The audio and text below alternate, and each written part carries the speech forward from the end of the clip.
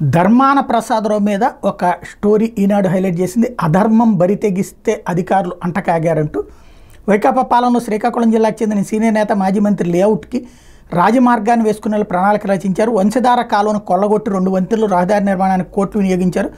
అక్రమ వ్యవహారానికి అధికారులు సహకరించారు. కూటమి ప్రభుత్వం ఏర్పడడంతో ఈ తతంగం వెలుగులోకి వచ్చింది. శ్రీకాకుళం గ్రామీణ మండలం రాగోలు సిలగాంసింగి వలస గ్రామాల పరిధిలో 70 ఎకరాల్లో మాజీ మంత్రి కొడుకు లేఅవుట్ వేశారు. ఇది జాతీయ రహదారికి 4 కిలోమీటర్ల దూరంలో వంశధార కుడి ప్రధాన కాలువ కానుకుని ఉంటుంది. లేఅవుట్ నుండి జాతీయ రహదారికి అనుసంధానం చేసేలా వంశధార కుడి ప్రధాన కాలువ మీద 44 కిలోమీటర్లు 48 కిలోమీటర్ల వద్ద వంతెనల నిర్మాణానికి పనులు ప్రారంభించారు. ఇందుకోసం 3 కోట్లకు పైగా మంజూరు చేయించారు. లేఅవుట్ నుండి జాతీయ రహదారి వరకు వంశధార కుడి ప్రధాన కాలువ మీద 13 అడుగులు గట్టును రోడ్డు నిర్మాణం పేరిట సుమారు 30 అడుగులకు విస్తరించి మట్టి రహదారిని సిద్ధం చేశారు. ఇందుకోసం గూడెం గ్రామం నుంచి లేఅవుట్ మీదుగా మునసప్పేట జాతీయ రహదారి వరకు 9 కిలోమీటర్ల మేర పనులకు ఉపాధి హామీ పథకం నుంచి 4.74 కోట్లు మంజూరు చేయించారు. అందులో 1.32 కోట్లు ఖర్చు చేశారు. ఎన్నికలు కూడా అమల్లోకి రావడంతో పనులు వేగవంతం చేయడానికి అప్పట్లో అధికారులు మరో ఎత్తుగడ వేశారు. వంతెనల కోసం మంజూరు చేసిన నిధులు కేటగిరీ ఏ నీటి తైరవ నిధుల కింద చూపెట్టారు.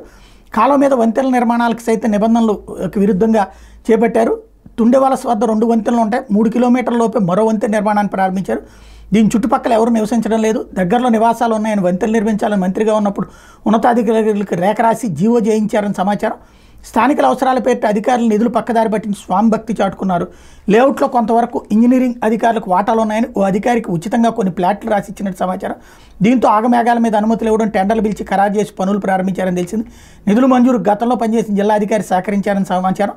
అక్రమ వ్యవహారానికి అధికారులు సహకరించడం, ప్రభుత్వ నిధులు వినియోగించడంపై సమగ్ర విచారణ చేస్తామని వ్యవసాయ శాఖ మంత్రి కింజరాపు అచ్చెన్నాయుడు స్పష్టం చేశారు. వారి నిర్వాహకంతో గార మండలానికి సాగునీటి సరఫరా నిలిచిపోయిందని ఇటీవల నర్సన్నపేట అధికారులతో నిర్వహించిన సమీక్షలో ఆయన పేర్కొన్నారు.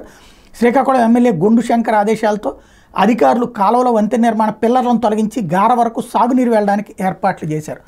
సాగునీటి ప్రాజెక్టులకి సంబంధించి అందులో ఎందుకు కూల్చేశారు, వాస్తవంగా నిన్న వైసీపీ వాళ్ళు ప్రొజెక్ట్ చేశారు. అక్కడ సాగునీటి ప్రాజెక్టులు కూడా కూల్చేస్తున్నారు.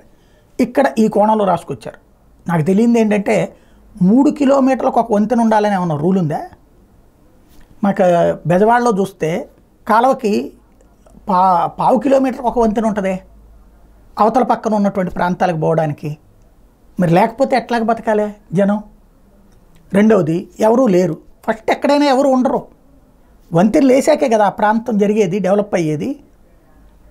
డెవలప్ అవ్వాలి అంటే మౌలిక వసతులు కల్పించాలి. అది మౌలిక వసతిని రాజకీయ కోణంలో చూసుకుంటాం వలన ఏంటి ప్రయోజనం?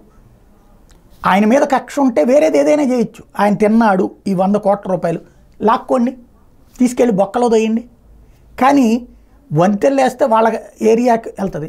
ఈయన కాకపోతే ఇంకోటి రియల్ ఎస్టేట్ వేసుకుంటాడు. అక్కడ ఏం చేయాలి? అప్పుడు మూసేయాలా, తీసేయాలా? లేదా రియల్ ఎస్టేట్ వెంచర్లు వేసే చోటకి కనెక్టివిటీ ఉండకూడదనినా? అర్థం కానటువంటి పరిస్థితి. ప్రస్తుతం రాష్ట్రంలో ఏదో జరుగుతోంది.